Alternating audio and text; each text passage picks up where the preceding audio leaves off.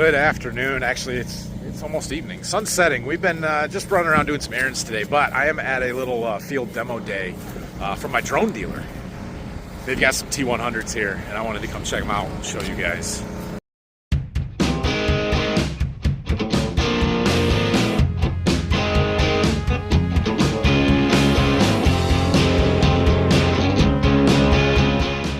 So I run a DJI T100, and it is a great drone, did a good job for us. This is the new model. It is a DJI T100. It has a 26-gallon tank on it, and it is massive. My T100 is a 10.5-gallon tank. So we're checking them out today, try and get a little video for you guys so you can see what the newest drone tech is. So the motors are bigger on this. I don't know if the props are a ton bigger or not. The nozzles are no longer located underneath the motors. They have their own little boom out here, one on each side. And yeah, quite a bit different, quite a bit similar, I guess. So I'm gonna see if I can get Jared, my drone guy over here, to talk about it a little bit more and tell us what we're looking at. Got a pretty nice drone trailer here. Got an upper deck and a landing pad up there. Got their storage and water totes and everything underneath. Yeah, that worked pretty nice. I think he's gonna fly it.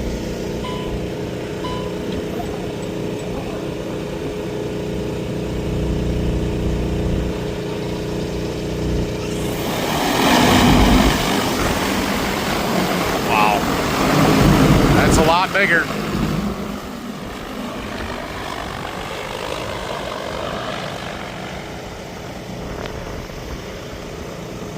Follow it as best I can here, if you can see how fast this thing goes.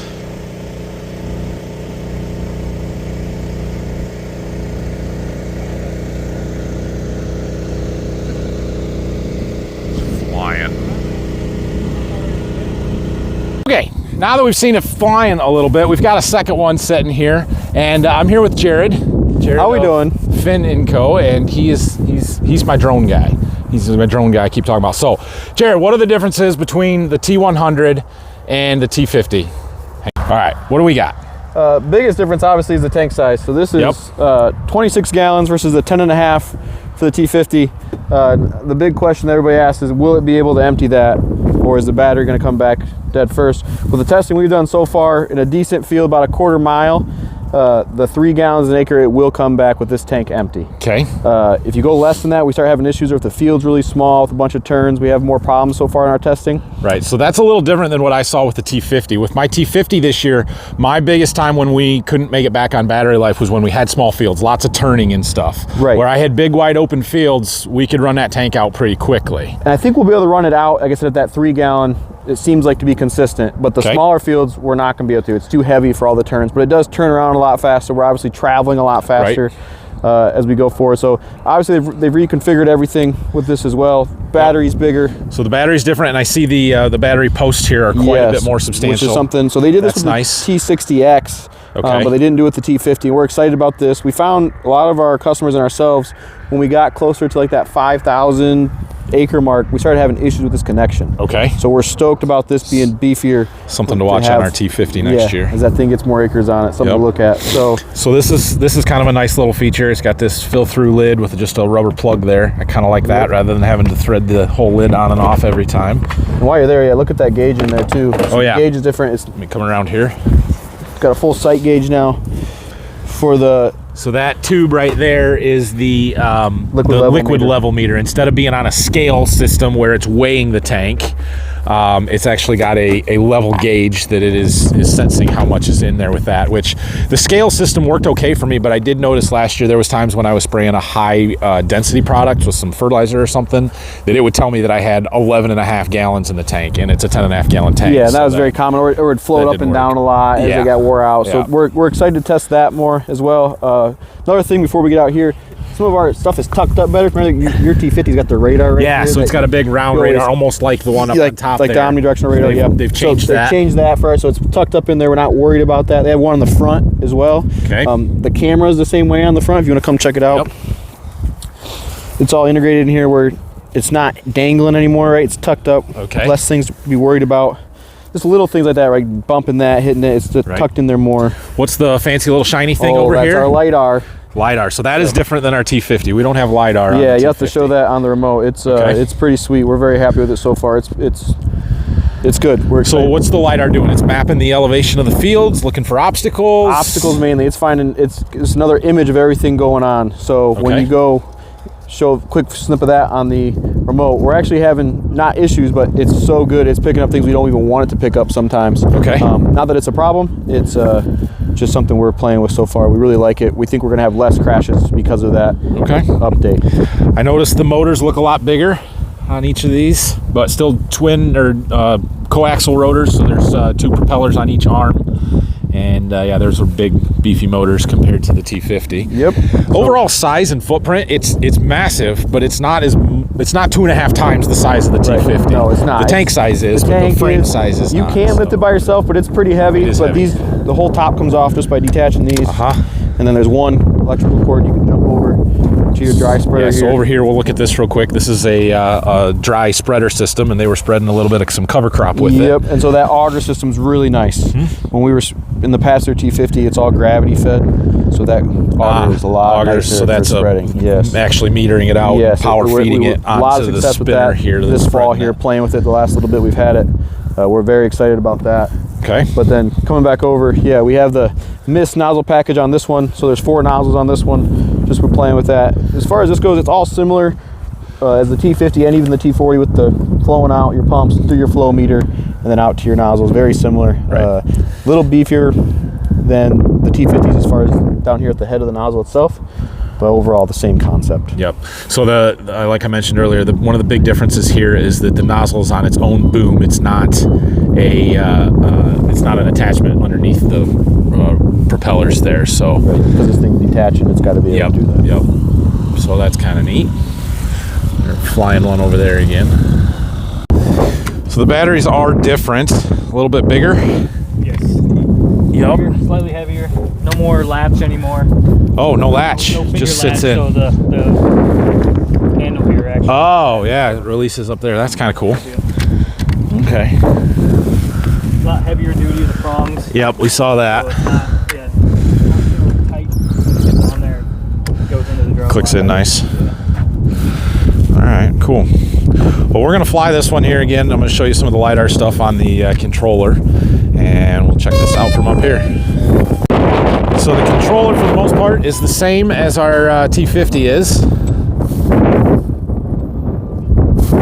Too close to it. Too close. Oh, we got to move back. That's a long ways to be too close. I could take off way closer than that before. Yeah, we can dismiss it, but it always. Yeah.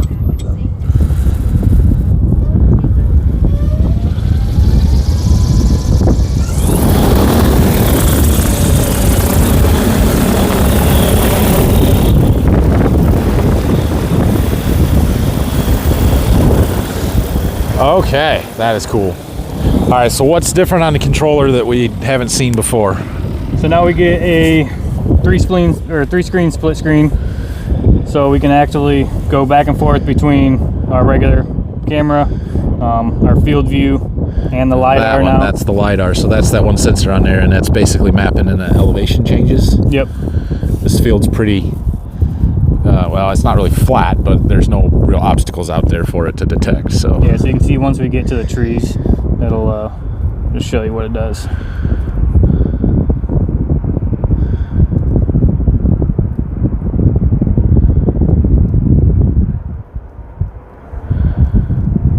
Oh, yeah, okay. So it'll actively map that wall there of the trees, stores that data.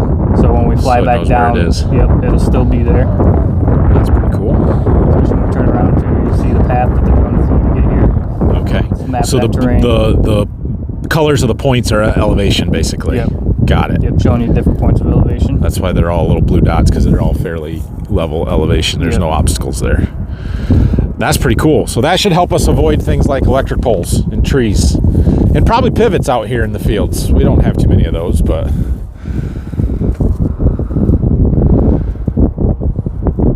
That's the main view. Set up the LiDAR. We can now see 3D view around the camera or around the drone as well. So there's more cameras on this drone. So we can go left, back, front. Wow, that's cool. Right and down as well. So it's coming back over here.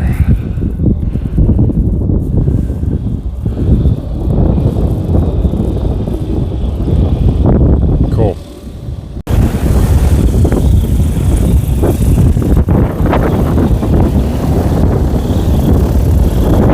You can land it back up here if you're done with it.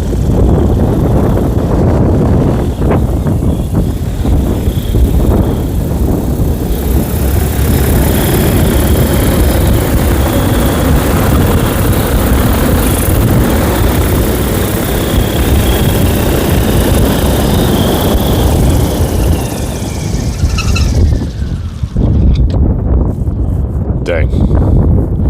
All right, I'm gonna turn so we're not facing straight into the sun. We're back over here with Jared. So one thing we didn't talk about yet is like efficiency. How many acres an hour can we cover? What's the goal compared to our T50? So with the T50 this year, I was pretty happy. I was able to do a couple hundred acres a day easily. A couple days we did over 250. Pretty easily able to do 28 to 30 acres an hour in actual production. So what's different with this one? Yeah, I think the fills, right? You're going to cut your fills in half. Right.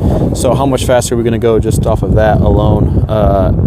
There's always a lot of variables. I don't think getting to that 50 acres an hour in a day is really obscene at all. 50 acres and that's an hour. Moving and everything, right? I think we're going to be pushing. A lot of guys are finding 70 acres an hour in the field. So instead of 200 or 250 acres a day, we might be doing 400 acres in a day. Yeah, I don't think that's obscene but from what we're seeing so far. I hate to say that, and then someone's like, "Well, the small field that I have." Correct. Yeah. So it's always situational. Field size and situation is going to dictate a lot of gallons per acres matter. I'm fortunate that we have some big fields, and a lot of our fields are grouped together where I can set up in one spot and spray 300 acres without having to move much, and so we could cover a lot of ground in a hurry with that. Now, in order to do that, we may have to have a trailer set up a little more like their one down there and not my 2 totes on it that we can't carry enough water, because you're going to cover so many more acres, you're going to have gallons. And I think one of the advantages to this 25 gallon or 26 gallon tank on here is that you can spray higher volumes per acre. Instead of doing things at 2 gallons the acre, you're going to do much more of it at 3 and do a better job on top of doing it faster. Yeah, we're hoping that you see a lot of the airplane guys telling us or showing videos and TikToks of how they missed this, they missed that, and I think that's the efficacy thing of trying to do 2 gallons an acre to be efficient. Can we now have better efficacy because we're more efficient with what we have, that we have less of that going on? We're doing a better job applying to the crop from here on out. I didn't see any streaking in our stuff. In fact, I actually saw the opposite. So I did, you guys remember I sprayed a little bit of Liberty with our drone this summer, and I narrowed my swath width up to 24 feet when I did that, and I actually had too much chemical. I had some overlap and some burn because of that. Yeah, always comes back to those settings and testing and all that. Right. So I was concerned with getting good coverage, so I thought, well, we'll narrow it up a little bit and it would be fine. And it worked. I mean, we killed the weeds, but I think we overdid some of the chemical on the overlap there. So, and that's the next thing we've been doing, hopefully before the weather turns, is testing of swath. Yeah, I was gonna say, do you have an idea what's our swath width with this compared to a T50? They claim 40 something or whatever. I think the mid 30s to low 30s is going to be a more that's still efficacy. More than what our 28. You're going to be wider. You're going to be faster. You're going to have less fills. Like, what's the top speed? Or spray speed recommended? Yeah, so that's another thing we're looking at too. Yeah, we're playing with it. Where's that happy ground of wide open? But I don't think it's going to be wide open, and then we're getting to that airplane. We're not getting. It was much faster than what I spray at. I think on the T50 it's feet per second. I think we were spraying.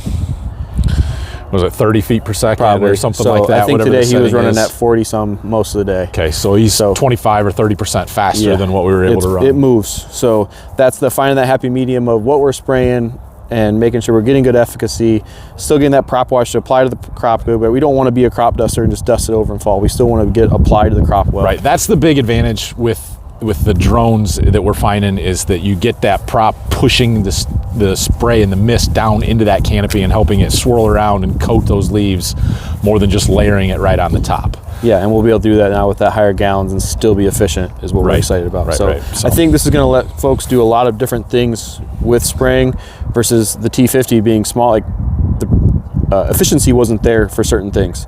This is going to have more efficiency with higher gallon acre work that we're excited about. Yep, cool.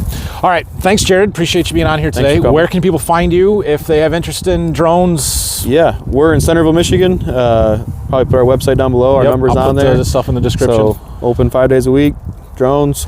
Jared is also my fuel trailer guy, so if you're looking for a Boss fuel trailer, you can hit him up. What else do you got? Spray drone trailers? The drone trailers too. Yep, playing with those. Banjo, inductors, all kinds of stuff. Hydraulic hoses, all sorts of things. Yep. So all right, cool. Thank you. I appreciate it. If you guys got any questions on the drone stuff, make sure you leave them down below. But yeah, first look at a T100. That's pretty dang cool. All right, guys. Well, that was pretty cool. So big thanks to Jared again for doing the interview and for inviting me out to check that out.